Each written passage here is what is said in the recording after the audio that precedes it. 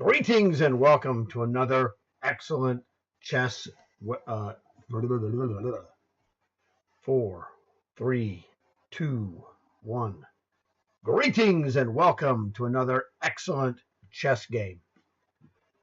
So this one is interesting because I had a good position out of the maneuvering, which you see here, and then positions kept coming up, and I thought it was very instructive to see what's happening and to have someone like myself explain this to you as it occurs so you can learn the thought process of how to cash in on a weak square complex. So my opponent played knight to d5 attacking my queen, and so let me show you. The thing that I was looking at here was his white squares are super weak. C6 is just horrible. I've got a rook, a knight, and a bishop clamping on this square. And I'm going to put a minor piece here, and depending on what I need will depend on whether I put the bishop or the knight. But I'm going to use the queen to threaten this C7 pawn as well. I mean, it's really bogus. I'm looking at stuff like queen to C4, which I ended up playing because I have stuff. He can't play rook to c8 because I can just kick him. It's just uncool for him. So the problem is the pressure was on him for, a long time in this game. And what happens when you have this strangulation type pressure, it wears on you and it's really bogus. And it's not a question of, how strong you are, but in chess, but how mentally strong you are and are able to withstand the sword of Damocles is what I call it. So I'm sitting over here with the sword of Damocles on this C file and C6 in particular. And it's just like every move he's thinking, it's like, oh, what is this guy doing to me? And how am I going to survive this? It's very difficult. So what he did, I thought was very bizarre. And then maybe it's one of those things, maybe he just forgot that when I went here, I'm focusing on C7 and C6, but I also have a battery on A6. It's a possibility he forgot, or it's a possibility that he meant to play A5. And mouse slippage can occur, and this would certainly look like a mouse slip type of a position, given that this is an online game. So it's one of those things, it happens to everybody. It doesn't matter who you are. So I don't know what exactly caused this error, but what's important is to recognize that it is an error. And it's like, I looked at it for a couple of seconds and I was like, doesn't that just bishop takes free pawn? Isn't that just the answer? 19 seconds is what I looked at. Yeah, the answer is yes, bishop takes free pawn. And so now I have a new threat, bishop to b7,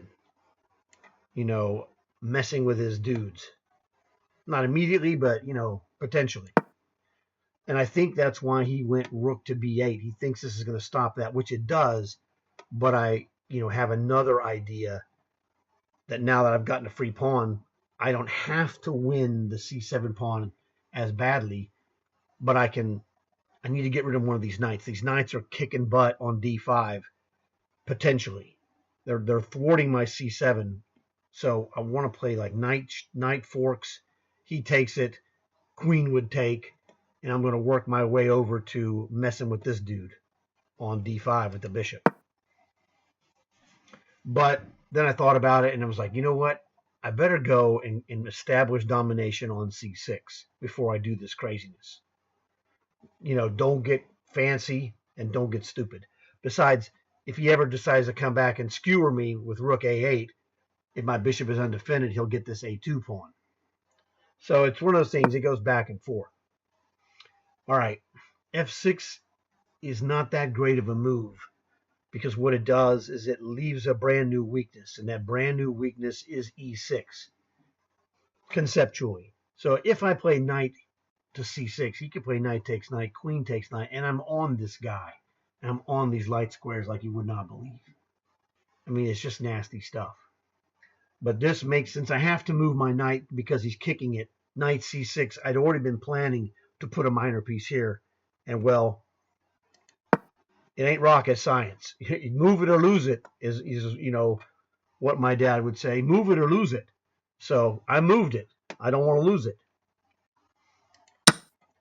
And of course he has to take it because his knight I'm forking queen and knight, and either I take him or he takes me. Tomato, tomato. It's just a lot simpler for him if he takes it. Now here, again, I'm moving in on c7, potentially. And I'm also doing this with tempo. I'm attacking this pawn. He has to defend it. A good defensive move for him might have been, queen to e7. Guarding this. He maintains the guardianship of c7, but also allows him to play rook f c8, which might be useful. But then again, I could kick it. It's just hard to say. It's the sort of Damocles effect. It's really annoying. So he plays rook f7, which looks good conceptually, but again, maybe, the sort of Damocles, it wears on you mentally. And it can turn strong players when it gets to the breaking point. And the thing is, you never know what the breaking point is going to be and what's going to cause a guy to make a bad move. As we've all done it. It just happens. So it's one of those things you need to understand it and try to train yourself against that happening. But it's very difficult. Maybe he just overlooked it. Sometimes it happens to everybody. It's happened to better players than myself. So queen takes free pawn on e6. Now he's down 2 pawns. And I'm continuing the pressure on the light squares. Here, I saw this and I was like, I'm going to get to move in on this guy. And actually, I made a mistake, I think. Not by taking his queen. Taking the queen. See, I'm very good at endgames. I've done studying work, and you have to do this to be a good player. So my first thing is, you want to trade queens with me? I'm like, hey, do I get a great endgame out of it? Queen takes queen, pawn takes queen. And this is what you have to visualize first before you play it. Queen takes queen, pawn takes queen here. So he's going to have this. And that means I'm going to get a free move of rook to c6 if I want it. However, a better move is actually bishop to c4, skewering knight, rook, and king. So yes, queen takes queen is awesome because of this. And I like I said, I was tunnel vision. All right, and this is one of the things that I'm doing these. I did this after a couple of moves after I played it. I was like, you idiot. I was aware of this in the game. Oh well, it happens. Admit it. Move forward. I played the robot move. Bishop to c4 is absolutely crushing. He can't get out of the way. He can move his knight e7 or knight b4, and then bishop takes rook. Bishop c6, bishop blah, blah, blah. I can't speak. Bishop to c4 is absolutely crushing. Rook to c6 is still good and winning.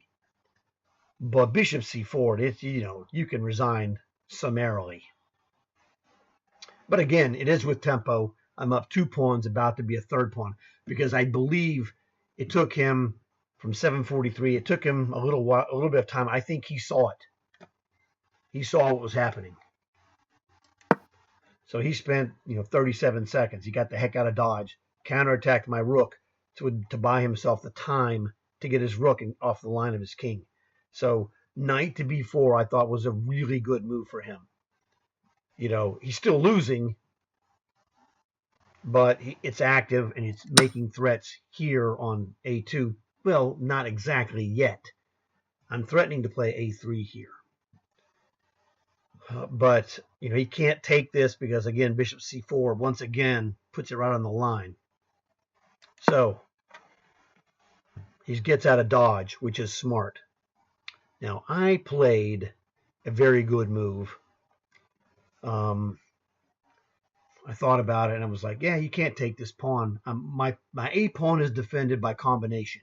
Knight takes knight, if he does knight takes, I just go bishop c4 check. He can't do anything. So I said, because this pawn is defended, a3 is not necessary. Rook c1 is the move I want to play. So that's great. And the computer agrees that it's at least as good as any move there is, depending on what he does. But he played another good move, and it's very interesting. He's doing the best he can, as you should, in a losing position. He's making it difficult. But he is 3 pawns down, and it's super rare that I don't cash a 3-pawn advantage, or a 2-pawn advantage, actually. But this was a very interesting move, and this is one of the critical positions. Now, as I'm playing the game, I don't have the computer's evaluation bar. I have my evaluation bar in my head, which is generally very good, but it could be better. So I thought about this, and I thought, you know what? Can I force this to an even better endgame by playing rook takes rook? I thought about it. I thought about checking him, but the weakness of checking him is I'm walking into a pin, which is kind of bogus. I didn't like this move, and I don't think it's the best move. I think the move I played is the correct move, because this is what happens is this. This is what you have to envision. I'll try to follow this mentally, and then I'll show it to you, and we'll get to the position that's a critical position. The critical position is foreseeable by my chess brain by playing rook takes rook check. Rook takes rook is the only move he can play. And then taking the pawn on b6, winning a 4th pawn. Rook takes b6. Now, I see he's going to check me. The only defense I have, otherwise it would be mate, is bishop to f1. And when the bishop is on f1 here, the only thing I have to worry about is him getting a knight on d2. Now, the key thing is, can he get a knight on d2 before I can play g3, king g2, and then move the bishop out of there? The answer is no, he cannot. The reason why, when my bishop is on f1, it takes, 4 moves to get to the square. Mathematically, I'm not talking about in this actual position. It takes him, he'd have to go like knight c6, 1, knight a5, 2, knight c4, 3. The 4th move would be knight to d2. So when you want to move a knight, this rook is on the domination square for this knight. So when a knight wants to get to the square, say occupy diagonally 2 squares away, here, it's a 4-mover. And the fastest he can go would be knight c6. My bishop would be pinned. It doesn't matter. Knight c6, knight a5, knight c4, and then knight d2. So it takes him 4 moves to get to the killing position, and it only takes me 1, 2 to get out of it, and then the 3rd move, boom, the bishop is gone. So I realized that this position of rook takes rook, check, he takes my rook, rook takes b6, he plays the correct move. And I instantly play back bishop f1 because he cannot get here. This is one of the things you have to understand. You've got to know that knights to get here takes them 4 moves, and there's no choice. It sometimes might take more, but it takes a minimum of 4. So I knew I'm safe. There's nothing he could do. But I had to think about this, and it was tournament face all over again. Because it's a critical decision. If I'm wrong, I'm going to lose this bishop. Now I'm still 4 pawns up. It's probably an easy win. He gets 1 back, so I'm 3 pawns up. That's fine. You already know the plan. The plan is get this king out of the pin and get my bishop active. This is my dad's rule number 1. Know how to win the situation of your game. And the situation is I've got to get my king out of the pin so the bishop can move, and then I'm not, under the sword of Damocles myself. This move is a real head scratcher. I guess he was thinking knight c1 and knight e2 check, which is, it's pinned, but it doesn't matter, dude. But at least he was thinking of a plan that if I go to sleep and play something like h4, he can play knight c1, and maybe he's in business again. He's doing his best not to lose. All right. You're dead. My bishop is not pinned anymore. So I'm not worried about anything he's doing. I'm now threatening to make a queen, actually. Unfortunately for him, he made a blunder. The problem he has, this is the thing that he missed. All right, check this out. Now, the one square he really doesn't want, that knight on a2 is not good. The square he doesn't really want to go to, but has to, is c1. Now, the problem is the rook guards b4, the pawn guards c3 temporarily. He doesn't want to really play knight to c1 because he's moving into what is known as the domination position. The bishop dominates the knight when there are two squares between the two because the bishop owns d3, he can't go there. The bishop owns e2, he can go there, bishop takes knight, rook takes, and he's dead lost. Magnus Carlsen can't save you now. After I play b4, the only move he can play with the knight is here, but he doesn't want to get it traded off, I understand. He just made an oversight, and then I just finished him off. It's like he was already lost, so we're not, deriding him. The position was dead lost. So it's unfortunate that he makes a mistake that just gives it away, but it doesn't matter. Magnus Carlsen is not going to help you. There's no way. He's gone. The only thing bad about it is that I took his knight. He makes the random attack, but he doesn't realize that I have this killer move. And I forked his rook and his h-pawn. And I just took it. And then, he's mentally quit the game already. And then I took his rook and he just disconnected and lost.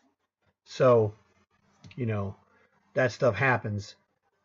He just had some bad luck. And, just the pressure factor, it affects different people differently. So it's one of those things you got to keep aware of it. But let's go back before he made his hideous mistake. All right. You look at the bar. I mean, come on, dude. I'm up plus, beats the heck out of me. I don't know, probably plus 4 or 5. 3, 1, 2, 3. I'm up 3 in material. My position is I'm going to be queening, and it's not good for him. So his blunder, knight a2, knight c3, knight d5 would be better. He's still dead lost. There's nothing he could do.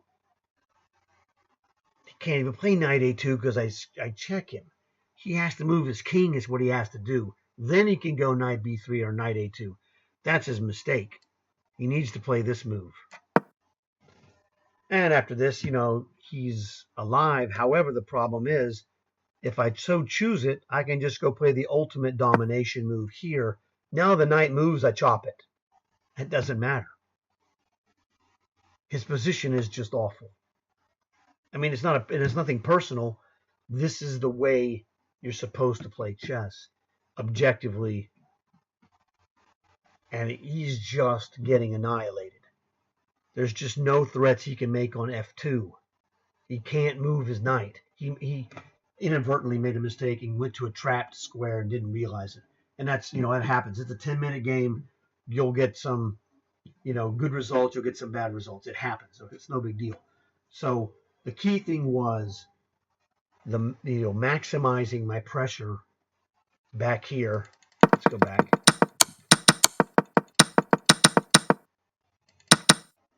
All right.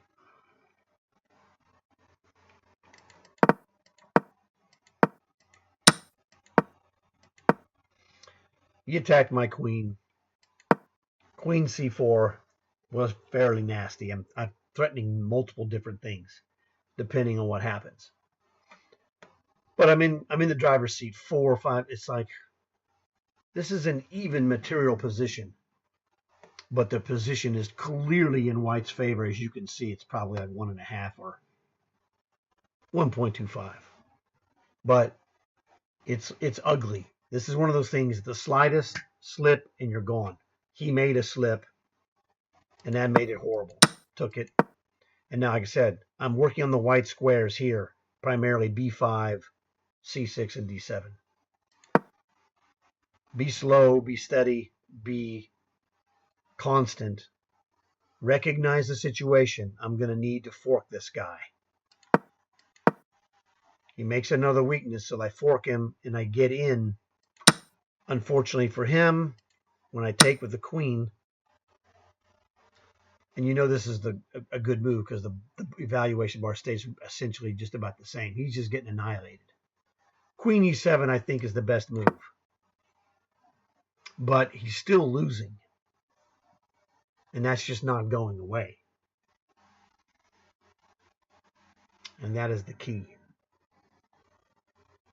So, I lucked out, but I was able to get in here with a monster. And I'm in a monster position. So it was unfortunate for him, that, he basically went to pieces under pressure, but it happens. It happens to good players.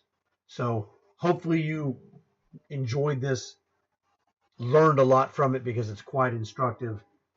I want to thank you guys for watching the video. Look forward to seeing you guys again. Check out my other videos, of course. I have some other good ones that came up. And as always, like and subscribe.